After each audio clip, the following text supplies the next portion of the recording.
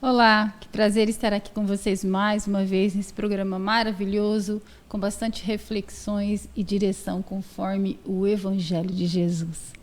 Tudo bem com vocês? Espero que sim. E para você, professor, como é que está? Tudo bem? Prazer estar mais uma vez reunidos com todos vocês e reunidos em nome de Jesus. Hoje vamos fazer uma leitura no programa As Coisas da Vida e do Espírito, uma leitura do Evangelho segundo o Espiritismo, no capítulo 1, que é intitulado por Eu Não Vim Destruir a Lei, como Jesus disse, e no item 3, o Cristo. Jesus não veio destruir a lei, isto é, a lei de Deus. Veio cumpri-la, isto é, desenvolvê-la, dar-lhe o verdadeiro sentido e adaptá-la ao grau de adiantamento dos homens. Por isso é que se nos depara nessa lei o princípio dos deveres para com Deus e para com o próximo, base da sua doutrina. Quanto às leis de Moisés, propriamente ditas, ele, ao contrário, as modificou profundamente, quer na substância, quer na forma, combatendo constantemente o abuso das práticas exteriores e as falsas interpretações. Por mais radical reforma, não podia fazê-la passar do que as reduzindo a esta única prescrição, abre aspas, amar a Deus acima de todas as coisas e o próximo como a si mesmo, fecha aspas. E acrescentando, aí estão a lei todos os profetas. Por estas palavras, abre aspas, o céu e a terra não passarão sem que tudo esteja cumprido até o último iota, fecha aspas. Quis dizer Jesus ser necessário que a lei de Deus tivesse cumprimento integral, isto é, fosse praticada na terra inteira, em toda a sua pureza, com todas as suas ampliações e consequências. Efetivamente, de que serviria haver sido promulgada aquela lei se ela devesse constituir privilégio de alguns homens ou, ao menos, de um único povo?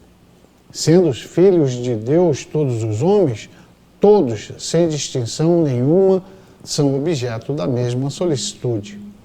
O papel de Jesus não foi o de um simples legislador moralista, tendo por exclusiva autoridade a sua palavra. Cabia-lhe dar cumprimento às profecias que lhe anunciaram o advento.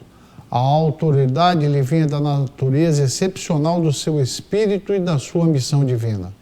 Ele viera ensinar aos homens que a verdadeira vida não é a que transcorre na terra, e sim a que é vivida no reino dos céus. Viera ensinar-lhes o caminho que a esse reino conduz, os meios de eles se conciliarem com Deus e de pressentirem esses meios na marcha das coisas por vir para a realização dos destinos humanos. Entretanto, não disse tudo, limitando-se a respeito a muitos pontos, a lançar o germe de verdade que, segundo ele próprio declarou, ainda não podiam ser compreendidas. Falou de tudo, mas em termos mais ou menos implícitos. Para ser apreendido o sentido oculto de algumas palavras suas, Mister se fazia que novas ideias e novos conhecimentos lhe trouxessem a chave indispensável, ideias que, porém, não podiam surgir antes que o espírito humano houvesse alcançado um certo grau de madureza. A ciência tinha de contribuir poderosamente para a eclosão e o desenvolvimento de tais ideias. Importava, pois, dar à ciência tempo para progredir. E então nós percebemos que hoje isso estava sendo dito há quase 200 anos atrás, falando das coisas que o nosso Senhor Jesus Cristo nos trouxera naquela época, há 2026 anos atrás. Então hoje a ciência já andou de mãos dadas com a religiosidade. Os tempos já são agora, são o presente. Todos nós já temos conhecimento suficiente para saber o caminho que nos leva aos reinos do céu, como Jesus mesmo disse, e como é da compreensão de todos hoje. Ok? Ok. Hoje o nosso tema é bastante forte. Foi pedido por um internauta e outros pelo Instagram e ele pelo telefone. Ele entrou em contato com a gente para falar sobre o feminicídio. Então, professor, nós fizemos uma coletânea de perguntas das redes sociais e podemos começar? Claro, sim. O que é o feminicídio sobre a ótica da doutrina espírita, professor? Vejamos o seguinte. Nós podemos fazer uma abordagem bem ampla. Só por esta pergunta, a gente já começa a criar um desespero pela questão do tempo, que será muito pequeno. Porque feminicídio é uma linguagem jurídica atual, porque lá no Código Penal, lá em 1940, não existia essa alínea no Código. Isso é feminicídio, um agravante previsto no artigo 121 do Código Penal, matar alguém. Então, por que um agravante?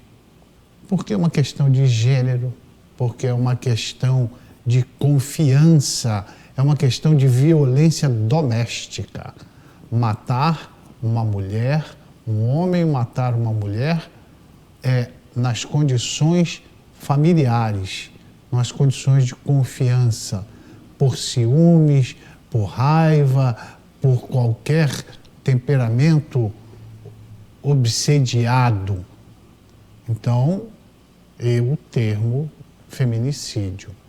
Mas há aí uma série de desdobramentos, porque o artigo 121 diz: matar alguém, pena de 6 a 20 anos.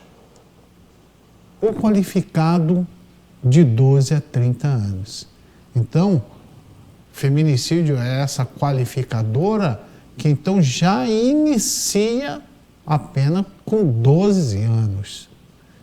E conforme vai se verificando pela instrução penal as qualificadoras, as circunstâncias, pode chegar até a pena de 30 anos.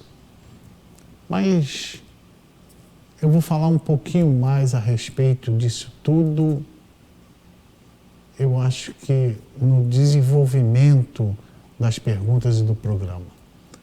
Já, por enquanto, já é satisfatório, né, Deise? Sim. Vamos para a segunda pergunta. É o seguinte, ela é lá de Cuiabá, já sofreu violência doméstica e o esposo dela tentou contra a vida dela várias vezes e agora ela conseguiu separar, mas ele volta ameaçando. E aí ela faz a seguinte pergunta: professor, o Evangelho segundo o Espiritismo traz alguma orientação direta sobre esse tipo de violência? Será que é um karma da minha vida? Eu tenho que aguentar até o fim? Ou o que o senhor pode me ajudar? Ela mandou uma história bastante grande, com bastante detalhes que a gente não vai colocar aqui. Nós estamos fazendo acompanhamento dela na área da psicanálise, na área espiritual também. Mas a pergunta dela, às vezes, pode ser a sua. Pode ser que você tenha alguém na família passando por isso também, né, por esse tipo de violência.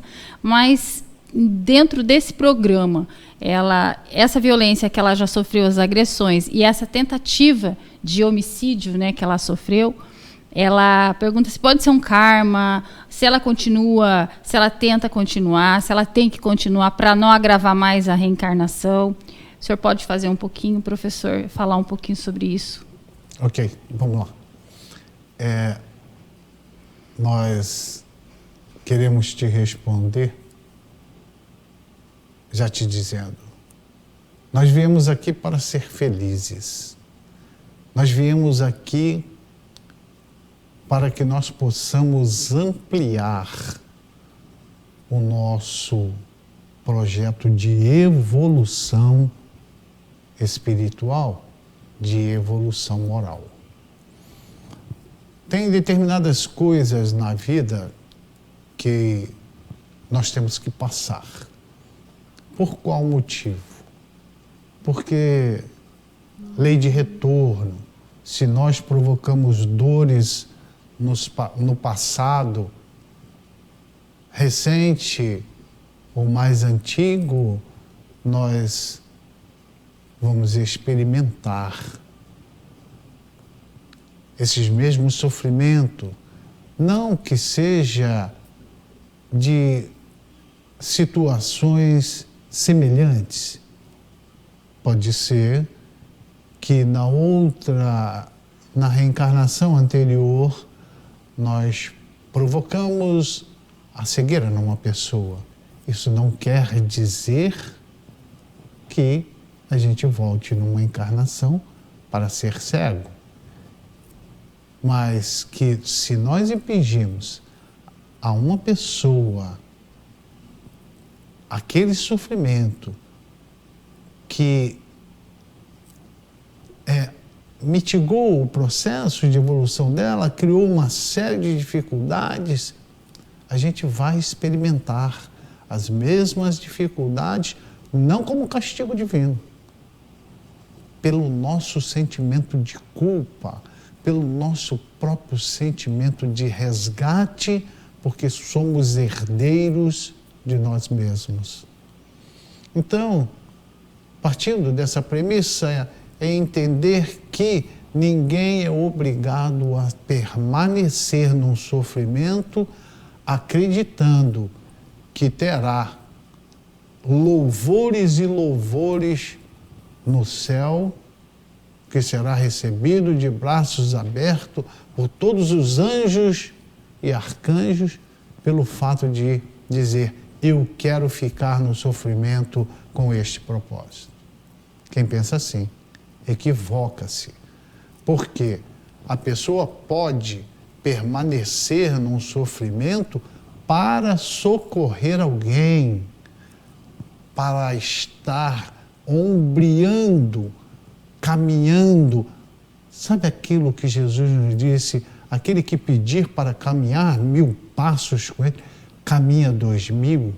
Ou seja, vence a barreira com o outro, com as dificuldades do outro, as enfermidades do outro, mas não pelo fato de que eu, quando chego em casa do meu serviço, eu apanho do meu marido porque ele chegou mais cedo que eu.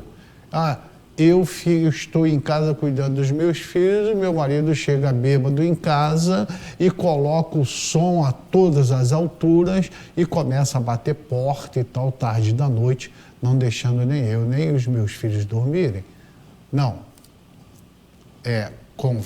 Não é assim, então como esse primeiro passo deu, não quero mais saber. Não. Também não é radical dessa forma. Conversa, tenta mostrar, num momento de que não há mais a bebida, que não há mais o quadro de violência, tenta então chegar a esse entendimento. Se isso perdura, é hora de dar um basta. Ninguém precisa ficar amarrado nos problemas que são causados pelo outro. Nós temos que entender de que nós estamos nessa sintonia com o céu, com a natureza, vibrando nas 1000 coisas boas, tendo olhos e ouvidos abertos para ouvir os conselhos dos benfeitores da espiritualidade. Caminhar querendo participar das trevas junto com os outros não é o motivo para isso. Liberte-se e liberte-se o quanto antes. Nós vamos para o intervalo e voltamos daqui a pouco. Rapidinho, já voltamos, já.